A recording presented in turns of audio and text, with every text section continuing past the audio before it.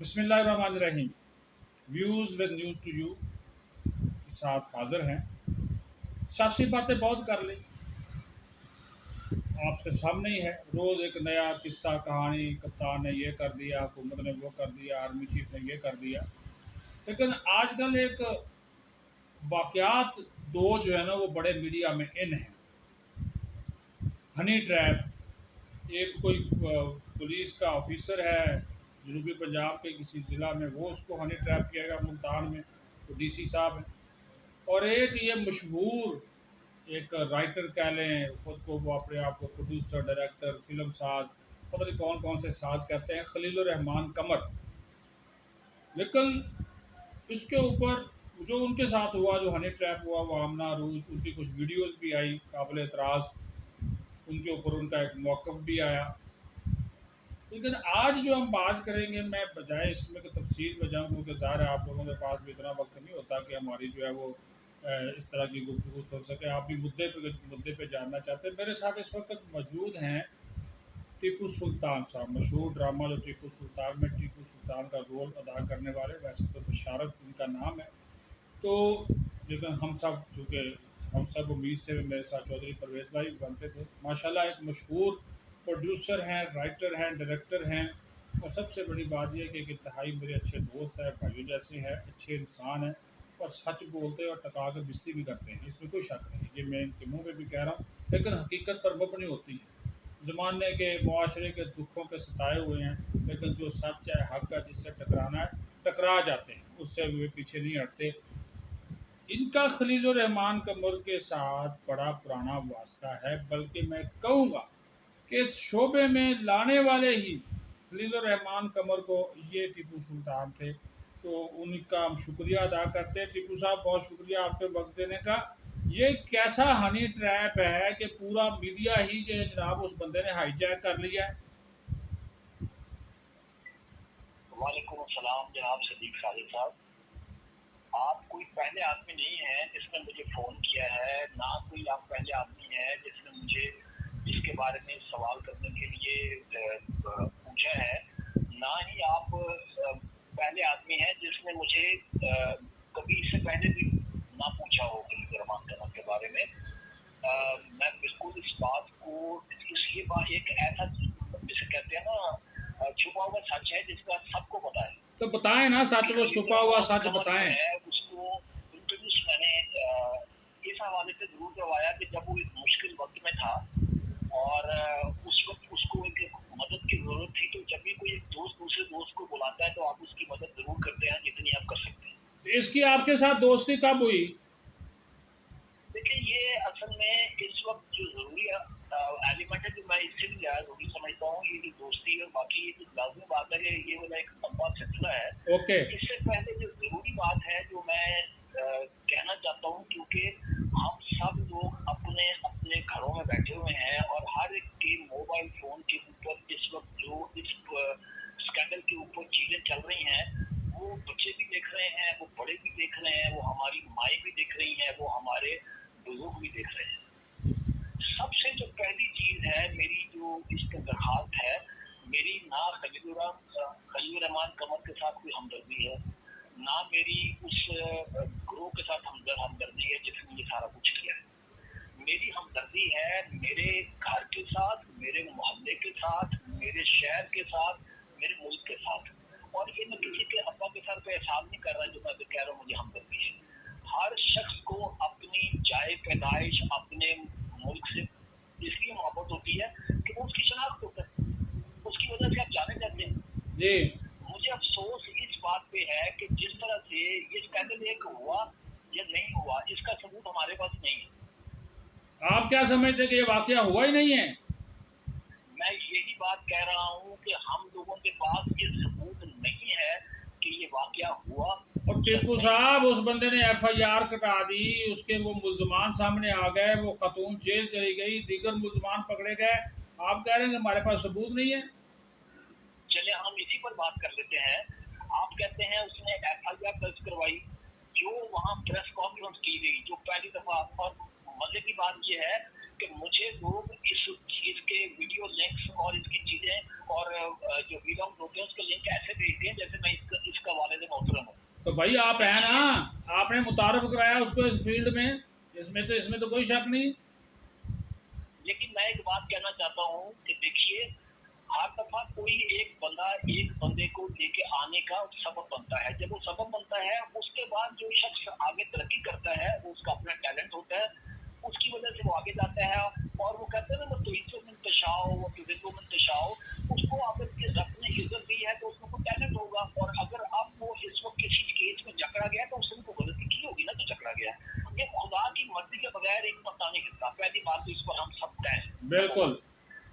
Number दो, मैं ये कहना चाहता हूँ कि देखिए, इस वक्त मीडिया के अंदर जो एक तूफान बदतमीजी उठाया गया हुआ है, ये जो भी कर रहा है, मैं इसको आप आपने कहा कि उसने मेरी पहले दफा बात सुनी, आपने कहा कि उसने FIR करवाई, उसके पास प्रेस कॉन्फ्रेंस हुई, उसके बाद लोग पकड़े गए, लोगों ने इकबाल जुर्म कर लिया, और आप कहते सबूत कोई नहीं है।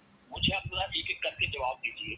अगर FIR दर्ज करवाई और प्रेस कॉन्फ्रेंस के अंदर उस बंदे ने जो पुलिस के ऑफिसर हैं, उन्होंने आके सारी बात बताई कि ये हमारे पास FIR और ये हुआ है, सब लोगों ने सुना। जी उसके बाद उन्होंने कहा ये हमारे साथ जो है ना खलील रहमान कमर है, ये आपको बताएंगे। जी। खलील रहमान कमर ने जब शुरू किया तो उसने वो तमाम चीजें गलत साबित की जो FIR में लिखी नहीं है, जो इससे पहले वो कानून के मुहाफिज बोल चुके हैं।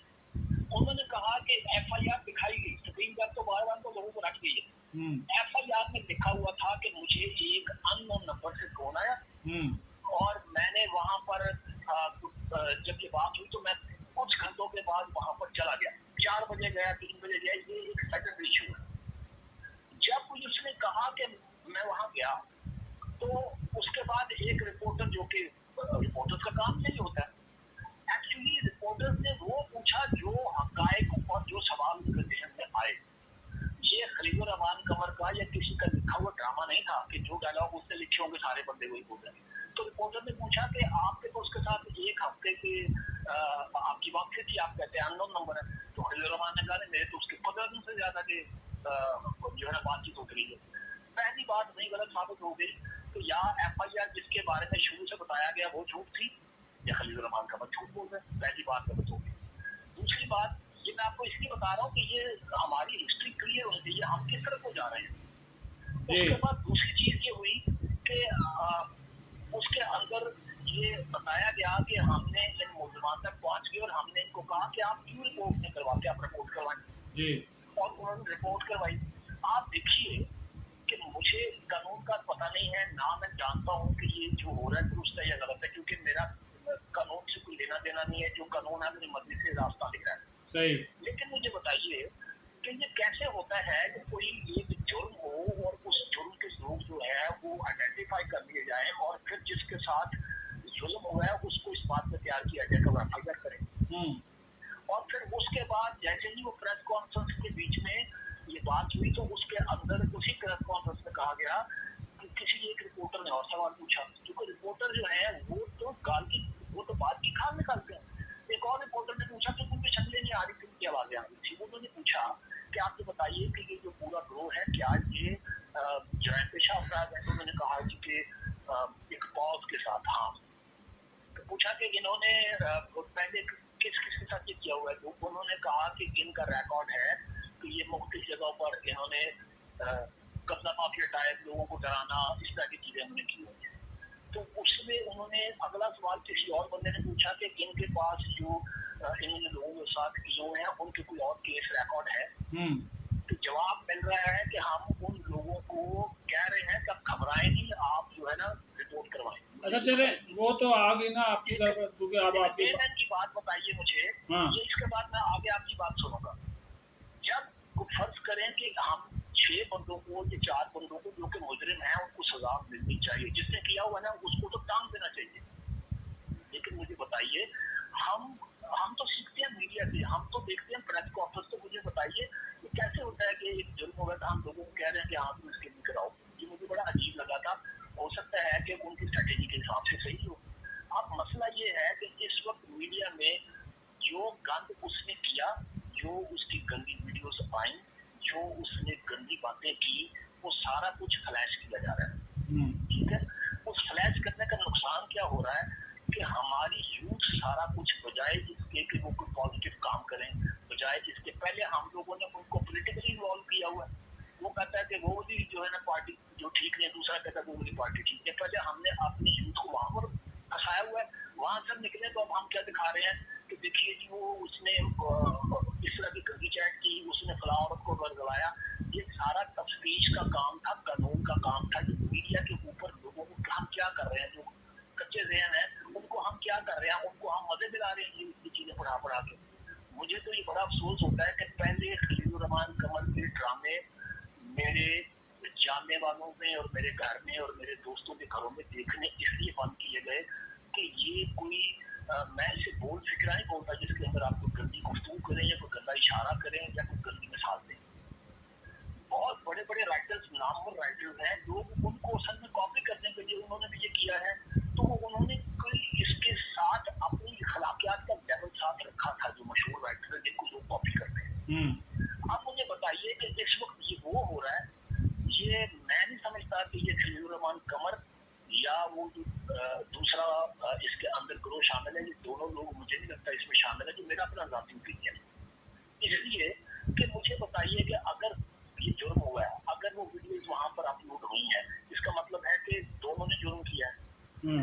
एक को पुलिस सपोर्ट कर रही है, कानून सपोर्ट कर रहा है, एक को जो है कानून। देखो वो तो ये भी कह रहा है ना जी भाई जी, वो तो ये भी कह रहा है कि ये सारा कुछ वीडियो देख रहे हैं, मेरे साथ जबरदस्ती किया जा रहा है, मुझे मजबूर किया गया ये करने पे, मेरे मुंह के तासरात देख रहे हैं, मेरा मूड देख रहे हैं, मैं ये नहीं करना चाहता था। वीडियो में जो कुछ मेरे से हो रहा है वो यानी कि गन पॉइंट पे मेरे साथ किया गया। देखिए सदीक साजिद साहब, एक सीधी और सिंपल बात है कि जब आप एक दलदल में गिर जाते हैं ना, उसके अंदर आप बचने के लिए जितने मर्जी हाथ पांव मारे, उसका दलदल का कीचड़ आपके मुंह पे मला जाता जाएगा, वो बढ़ता जाएगा। कभी ये मुमकिन हो सकता है, बेशक कितना मॉडर्न माशरा आ गया है, बेशक आपका जो है ये आर्टिफिशियल इंटेलिजेंस की लोग बात करते हैं, ये कभी हो सकता है कि जो चीज आप ना करें वो चीज हो जाए, और वो जो कुछ उस वीडियोस में दिखाया जा रहा है वो गन पॉइंट पे तो ऐसी चीजें नहीं होती। ये दुनिया का हर बंदा जानता है। और दूसरी बात ये है, कभी किसी जुर्म करने वाले ने कहा है कि मैंने जुर्म नहीं किया। हमेशा जुर्म से, और फिर उसकी बात यह है जब केस चल रहा होता है, उसकी तरबियत भी हमने मुआशरे में ऐसी की होती है कि तुमने अपना जुर्म नहीं मानना। अब मुझे बताइए कि अगर एक बंदा कहता है कि ये मैंने नहीं किया और फिर भी वो मार्केट में है, गन पॉइंट भी बना हुआ है, जुर्म हुआ हुआ है ना। जी जी, ये बात तो आउट ऑफ क्वेश्चन है कि ये मैंने नहीं किया और ये बना लिया गया है। अगर आप एक खास जगह पर कैमरे के आगे पहुंच गए हैं, आप अपनी मर्जी से उस जगह पर पहुंच गए हैं, वहां पर बेशक प्लांटेड थे कैमरे, सारा कुछ था, आप पहुंच तो गए हैं ना वहां पर। हाँ वो भी सुबह के 4 बजे, वो भी सुबह के 4 बजे। और आप समझते हैं कि आप कमिटेड आदमी हैं, आप इस मुआशरे को सिखाना चाहते हैं, आप इस मुआशरे को पढ़ाना चाहते हैं, आप इस मुआशरे की बेहतरी के लिए काम करते हैं, राइटर भी काम करते हैं, तकनीक का भी काम करते हैं। तो ऐसे वक्त में लोग अपनी जान दे देते हैं। आप देखिए प्रेस कॉन्फ्रेंस में वो कह रहे होंगे मुझे कहना तुम्हें मार दूंगा, तो मैंने कहा मार दो। उन्होंने कहा हम तुम्हें गोली मार देंगे, तो मैंने कहा कर दो।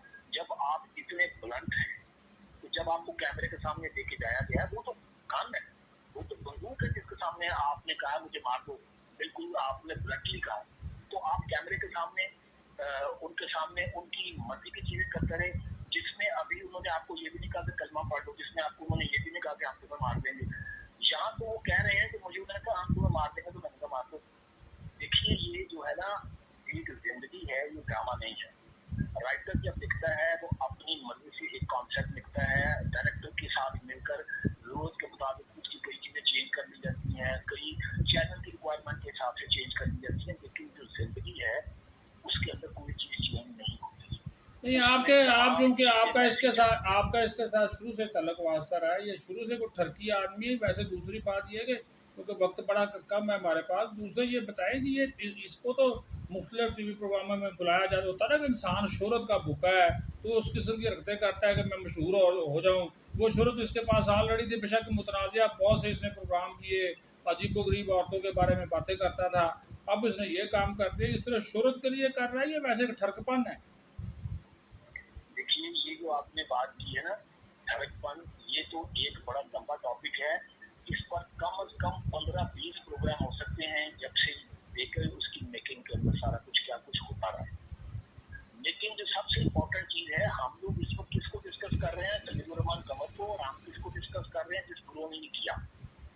इम्पोर्टेंट चीज़ ये है कि वो जिन लोगों ने इसको ये वाला एक होनहार जानवर बनाया, वो कौन लोग हैं? किन्होंने इसको प्रमोट किया? किसके जब आपके बंदा गलत काम कर रहा हो और आप उसकी प्रमोशन नहीं करते तो किसी को पता भी नहीं लगेगा। आपने किया जब ना आप जी, उसकी गलत चीज़ को प्रमोट करते हैं तो उन लोगों को आपने पकड़िए जो आपने इसको पॉलिसी है। प्रमोट आपने इसको प्रमोट किया ना जनाब, आप ही इसको लेकर आए इस फील्ड में, शोबिज में। आप तो खुद मान रहे हैं कि आपके लगाया हुआ पौधा है, आपने प्रमोट किया, आपका भी कसूर है ना फिर। देखिए, चलिए ऐसा आप ही इस बात को मान लेते हैं कि मैंने पौधा लगाया, उस पौधे को तो पानी देता रहा। आपने दिया। मैंने देखिए, या तो हो कि मैंने इसको डे 1 देके आया, इसको मैंने प्रोजेक्ट दिलवाए, मैंने अगला प्रोजेक्ट दिलवाया, मैंने अगला प्रोजेक्ट दिलवाया, इसका मतलब मैं उसको पानी दे रहा हूँ। ना बिल्कुल। अगर फर्ज करें कि मैंने इसके साथ काम शुरू किया और मुझे ये लगा, मैं कोई वली नहीं हूँ, मुझे दो ऐसे 2-3 वाकयात हुए जिसकी वजह से हम लोग आगे उसी प्रोजेक्ट में मैं अलहदा हो गया। ठीक, लेकिन जो प्रोजेक्ट शुरू किया था, और वो प्रोजेक्ट क्यों शुरू किया था, ये मैं सिर्फ इतना बताना चाहता हूँ कि लोग जो वो पहले प्रोजेक्ट के बारे में शायद लोग ना जानते हो। लोग कहाँ से जानना शुरू हुए हैं, मेरे पास तुम हो के बाद लोगों ने कहा हो ये तो जबरदस्त बन गया। मैं आपको सबको बताना चाहता हूँ, खलीलुर रहमान, हम सारे अपने अपने लेवल पे झूठ बोलते हैं। खलीलुर रहमान का जो सफेद झूठ है कि वो चीजें क्रिएट करता है, उसको चीजें ऊपर से उतरती हैं, सारों को ऊपर से उतरती हैं, क्योंकि हम सारे अपनी मर्जी के साथ अगला सांस नहीं ले सकते, हमें नहीं पता। ये जो मेरे पास तुम हो, ये आपको अंदाजा नहीं है कि ये कितना संगीन जुर्म है कि हमारा एक कॉमन फ्रेंड है जिसकी फैमिली में ये प्रॉब्लम हुआ, और उसने हेल्प करने के लिए इसको बुलाया, क्योंकि वो शहर से बाहर होता था कि जब मैं शहर में आऊंगा तो तुमने मुझे हेल्प आउट करना है। इसने उसकी फैमिली की सारी कहानी उससे पूछे बगैर हम्म। उसको ड्रामेटाइज कर दिया। जब आप ड्रामेटाइज करते हैं, आप कैरेक्टर्स सोचते हैं, लेकिन जब आपने मेरी या किसी और की कहानी लिखनी है तो उसके अंदर कैरेक्टर्स बने बनाए होते हैं, सिचुएशंस बनी बनाई होती हैं, काम लोगों ने किया होता है वो बना बनाया होता है। आप तो एक टाइप राइटर की तरफ से लिखते हैं, तो फिर ये खुद को राइटर ना बोलो, ये लिखे कि मैं एक टाइप राइटर हूँ, हाँ। के सामने जो लिखा हुआ था उसको मैंने प्रिंट कर दिया। तो लोगों को ये पता लगना चाहिए कि जो मेरे पास तुम हो, ये कोई इसकी क्रिएट की भी कहानी नहीं है। ये एक आदमी जो अब भी जिंदा है और जो इस वक्त मजदूरी की जिंदगी गुजार रहा है, उसके अंदर बहुत बड़ा पार्ट इसका है। जब आप किसी बंदे की पर्सनल लाइफ को लोगों के अंदर उछाल देते हैं, खलील रहमान साहब जो साहब को फर्क नहीं पड़ता कि वो अपनी फैमिली का जो है हमारे सारा मामला सच के तुम्हारे में छाप दें। हमारे पास उनको फर्क नहीं आखिरी पड़ता। आखिरी हमारे पास आखिरी 2 मिनट है, अपनी बात को आप सम अप कर दें। ये जो मैं बता रहा हूँ, देखिए जो मेरे पास तुम हो, ये बिल्कुल झूठ है। ये खलीलुर रहमान कमर का लिखा हुआ प्ले नहीं है जिसकी वजह से आप चाह रहे हैं। ये एक हमारे लोग हैं जो अभी भी यहाँ नॉर्मल रहते हैं, जो उनकी कहानी है, जिसके बाद उनके बेटे ने जिसकी ये कहानी हुई है वो बेचारा खुदकुशी से मर गया हुआ। और उसके अलावा जो इस वक्त खलीलुर रहमान चाहते थे कि मीडिया में मैं वायरल हूँ और फिर मुझे मासूम बच्चा बना के दोबारा मार्केट कर दिया जाए, और वो खलीलुर रहमान कमर में खर कर रहे, ये पूरा एक इनके पीछे चैनल होगा, चैनल से मुराद एक पूरी टीम होगी। हम वही कर रहे हैं जो खलीलुर रहमान कमर अगर चाहता था। मुझे तो ये भी नहीं लगता, मुझे तो अभी तक ये नहीं लगता कि ये वाकया हुआ है। मेरा अपना ओपिनियन हो सकता है ना, मुझे अभी तक नहीं लगता ये वाकया हुआ है। हाँ, जब उसका चालान पूरा हो जाए, जब केस खुलना शुरू हो तो शायद पता लग जाए। अभी तक मुझे लगता है कि वन साइडेड। मैंने आप मुझे बताइए, को बंदा रैंसम के लिए अगवा करता है, तवाज के लिए 1 करोड़ का मांगता है, वो 2 लाख लेकर, और वो 2 लाख कैश करवाएगा जाके वहां से एटीएम से। इसका मतलब ये है कि ये सारा कुछ एक अपने तरफ से खाका तैयार किया गया था, वो खाका उल्टा पड़ गया। ड्रामा जब आप लिखते हैं ना, तो वो आप बनाने के बाद उसको अपनी मर्जी से एडिट कर सकते हैं। ये तो लाइफ है। आपने एक कोशिश की, वो कामयाब नहीं हुई, वो आपको उल्टी पड़ गई। मेरा अभी तक का ओपिनियन ये है। बहुत और मैं शुक्रिया। ख्वाहिश करूंगा और मैं कि मैं इस मसले पे इसके ऊपर आपसे मज़ीद भी आइंदा आने वाले प्रोग्राम में बात करूँगा, क्योंकि आपने जो अभी तक मुझे जो बातें बताई हैं, जो कुछ पॉइंट मैंने नोट किए हैं, इससे इससे मैं जो इस नतीजे पर पहुंचा हूँ कि ये पूरा जो सच है वो इस शख्स के बारे में बताया जाना बहुत ज़रूरी है। बहुत सी अभी तशना पहलू इसके जो है वो नाज़रीन, क़ारीन और हमारे जो व्यूवर्स हैं वो जो हैं वो मेरे अंदर सवालात उस हवाले से जो है वो मौजूद हैं। अभी तक की जो गुफ्तगू टीपू साहब ने की है, हमने ज़्यादा उनको मौका दिया था और उन्होंने उन्होंने भी ये एक तो नंबर वन इस वाक़े की होने के ऊपर ही उन्होंने तहफ़्फ़ुज़ात का इज़हार कर दिया है। फिर ये जो इतना बड़ा इसने मशहूर ड्रामा लिखा मेरे पास तुम हो, वो इसका नहीं था। ये खौफ़नाक इंकशाफ़ है कि एक ऐसा शख्स जो खुद को इतना बड़ा मेरे सामने नुरमान कमर को बिठा लें, मैं उसको एक एक चीज बताता हूँ ये कि किसकी कहानी उसने बनाई है, और उस नुरमान कमर को खुद पता उसका। वो आदमी इस वक्त तकरीबन मजदूरी की जिंदगी गुजार रहा है और वो डिफेंस के अंदर रहता है। हमारा कॉमन फ्रेंड है। हम लोगों ने एक ही स्कूल में पढ़ा हुआ है। खलील रहमान मेरे से एक क्लास आगे था, मैं उससे एक क्लास पीछे था। हम एक ही मोहल्ले में रहते थे। पहली बार हमें थिएटर यहाँ कोई नहीं करने देता था। हम पहली बार वेस्पा पे बैठ कर, हमें पता ही नहीं था कि किसी ने मुझे इस्लामाबाद की नहीं। हम क्योंकि वहां पर हॉल बुक करवाने चले थे कि हम वहाँ थिएटर करते हैं, और हमें रास्ते में पता लगा आज तो मोटरवे है, उस वक्त मोटरवे भी नहीं थी कि पिंडी कितना दूर है वेस्पा पर। बड़ी मेहरबानी, सो बहुत इस तरह मेहरबानी। की बेतहा चीजें हैं जी, जब आप कभी बात करेंगे। लेकिन बिल्कुल मेरी भाई करेंगे, जो इसमें बिल्कुल जुर्मान करेंगे, कमर। बिल्कुल करेंगे। इसको आगे बढ़ाएँगे इंशाअल्लाह ताला। फिर मैं किसी दिन आपसे वक़्त लेकर जो है वो आपसे मैं बिल्कुल इस बारे में पूछूँगा, क्योंकि ये एक सीरीज़ लगता है हमें करनी पड़ेगी। बहुत शुक्रिया टीपू सुल्तान साहब। व्यूअर्स, आपने गुफ्तगू जो है वो सुनी और टीपू सुल्तान ने जो थे वो इंकशाफ़ात जो है वो आपके सामने किए हैं। हकीकत क्या है, सच क्या है, ये तो अल्लाह जानता है, लेकिन चूँकि ये उनके ज़ाती दोस्त हैं, उनको इस फ़ील्ड में मुतारफ़ कराने वाले हैं, तो उनके जो इंकशाफ़ात हैं ये भी किसी धमाके से जो है कम नहीं है। मुझे इजाज़त दीजिए। अल्लाह हाफ़िज़। पाकिस्तान ज़िंदाबाद।